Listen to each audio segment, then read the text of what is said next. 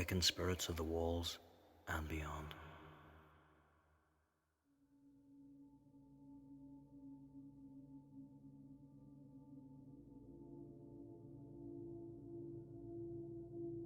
I tell my tale as a warning, in case this too should happen to you. I can only hope it doesn't. One night many years ago, I was working alone in the Playhouse Theatre. Back then, it was not the building you would find yourself in today. A lot has changed since it was renovated. During my time, the place was literally falling apart, but there were never any shortages of plays and performances. And despite its decaying around me, I found it a wonderful place to work. There was an old charm in its walls, a place filled with character. However, a sense of darkness lingered. There is more to this old edifice than meets the eye. On this particular cold, crisp, dry night in November, I had just finished in the upstairs office. I could hear the sounds of the city in the distance. At that time, a place still divided by conflict. I was the last one in the building. I had made my way down through the empty stairway to the main front door, only to discover it closed and bolted.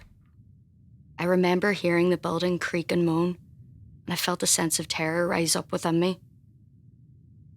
I knew the only other way out was through the stage door, so I made my way up to the theatre level to get to the back stairs. I had to walk through the theatre itself and onto the stage to get to the green room. What it must be like for all those actors and musicians to be on that stage and have all those eyes on you. Now I knew what it was like, as I felt as though I was being watched. As I made my way through the green room, past old bits of furniture and over dusty floorboards, I heard the groan of a soft wind whistle around outside. I got onto the back stairs, now only lit by the spill of moonlight that oozed in through the stained glass window. I made my way down to the bottom and tried the stage door, but I could not get it open. Louisa. I spun around in sheer panic. Someone had called my name. It was a woman's voice, yet it seemed almost childlike. My heart was beating so fast in my chest, I wondered for a second if it might stop.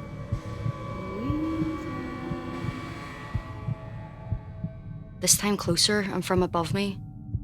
Suddenly, a sense of relief washed over me as I realised I wasn't the only one in the building.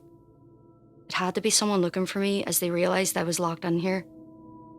There was an old torch sitting by the stage door, so I grabbed it and made my way back upstairs again. Louisa. This voice called again. I shone the torch up to the top floor where the kitchen and office were and could see nothing. "Hello?" I shouted back. The torch began to flicker. Within a split second, I felt the hallway I was stood in turn to ice and could hear what sounded like a soft wind behind me. The hairs rose on the back of my neck. Louisa. The voice whispered from behind me. It was a cold voice with much disdain in its tone. I tried to scream in terror, but no sound escaped past my lips. I knew I had to get out of here, but I was frozen in panic. Just at that, from behind me, I heard what sounded like young girls giggling and laughing. This was a school, I thought. I knew that back in the early 1900s, this building was originally a school for young girls, and this made me begin to quiver with unimaginable dread.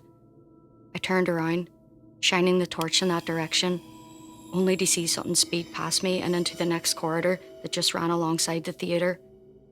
Enough was enough. I bounded down the stairs as quick as I could.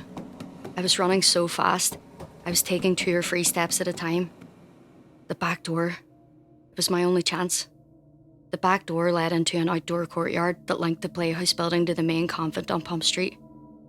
There was no way onto the main street from here, but I figured it was better than staying inside with whoever or whatever was in there. Suddenly, I saw a light from the back doorway of the convent. I was taken aback, as this door had been boarded up for years, but now it lay open, and a white illumination shone from inside. "Hello?" I could hear voices, and decided they were my only chance to get out. I ran into the doorway and down a set of steps which led into a sort of basement with 3 separate rooms. "Hello?" I shouted again. The light faded away and I found myself standing in complete darkness.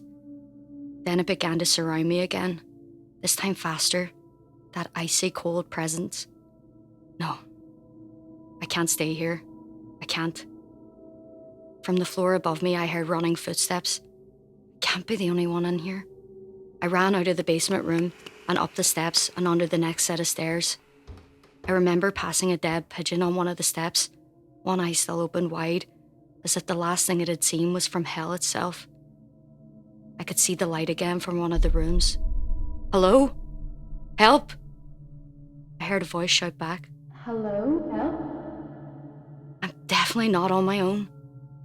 I ran into the room, but there was no one to be found. The room was completely empty and stripped of furniture. Cracked floorboards and paint curling off the walls was all that remained, except for an old fireplace with a crucifix hanging on the wall above it. Louisa. The woman's voice cried again, this time from the floor above me. I darted out of the room and ran up the next 2 sets of stairs to the next floor. There was the light peeking through the crack in the doorway from within this fastness. I pushed the door open slowly, only to see the light fade away to nothing, like watching a star die from the other end of this long, spacious room. I switched on the torch I had held in my hand. I dare not let it go. I shone its dying beam across this massive room, nothing in it but pieces of old paper covered in dust strewn about the floor. Like the room below, all that remained on one of the walls was a single crucifix. This room was longer though, and stretched the entire length of the building. I then realised that I was standing in the old refectory. Hello? I was so scared I could only speak in a whisper. My throat was so dry. From the far corner, I heard that familiar sound of a girl giggling. I shone the torch. There was nothing. Then from outside on the hallway from the top floor, the sound of heavy footsteps began to descend the staircase. Each step sent a shockwave through the building, they were that hefty. My thoughts raced a mile a minute as I tried to make sense of this. The footsteps were getting louder and closer. Then the only other logical explanation entered my mind. Is this a trap? The church bells began to ring out. At first I thought it was coming from the nearby Cathedral of St. Colum's. It had to be, but it was far too loud. It seemed to grow louder and louder, so much to the point that I considered if it was inside my head. They're messing with me.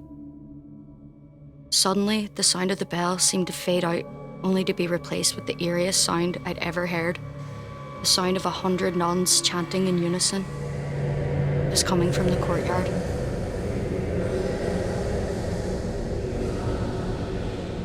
The refectory began to be filled with an orange glow, as if the room had caught fire, and yet there was no flames. I slowly walked to the window and looked down into the yard, only to be witness to one of the most sinister and unearthly sights I would ever see. These 100 nuns, if not more, stood together, each holding a burning candle with 2 hands close to their chests. They all sang in unison together, but it was not a chant of the Sisters of Mercy, but rather a song sung by the brides of Satan. Hail Mary, full of grace, the Lord is with thee. I began to pray in sheer terror. Each of them stared toward me. No faces. Not one of them had a recognizable feature beneath their wimples. Just a void of seething black. I was frozen to the spot. I tried to breathe but couldn't, as my blood ran cold and turned to ice. Suddenly, I felt that cold air on the back of my neck, and then I heard it. A harsh breath and a voice. Get out! I looked up and caught my reflection in the window just as she came right up behind me. Where her face should have been was nothing more than a black nothingness. She let out the most blood-curdling scream, and I felt myself being pushed violently. I went straight through the glass, head first. I remember hitting the ground, and the most unbearable pain shot through my body. I gasped for air, but could take none in. As I lay there with the blood spilling from my head and my bones twisted and mangled, the 100 nuns now stood in silence looking right at me, their cold, unseen eyes piercing through my very soul. I tried to move, but my body was paralysed. As I grew colder and colder, they began to whisper something in a language I had never heard before. I grew more and more frightened. The whispering grew louder and faster. I felt the life leaving my body. My sight began to grow darker, and I felt nothing. I opened my eyes, and there I was in the courtyard, alone. The pain was gone, and so were the nuns. And there I was, cold and lifeless on the ground, in a pool of blood, surrounded by shards of glass. They found my body the next morning, and it's still said today that my death was the result of a freak accident. I can never leave. Little did I know that night I'd be locked in forever. I'm trapped within these walls until the end of time. So tread carefully. Don't let her lure you in here so she can take your life too, or she will never stop. If ever you walk the walls past the playhouse at night, be vigilant and look up. Who knows? Maybe you'll see me,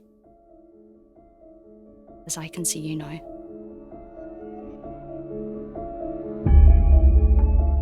The Faceless Nun was written by Micheál McDade, performed by Kiva Sweeney, additional voices by Lisa McLaughlin and Ellie Doherty, original music by Colin Norby, sound design by Brogan Wakely. Thank you for listening to Awakened Spirits of the Walls and Beyond.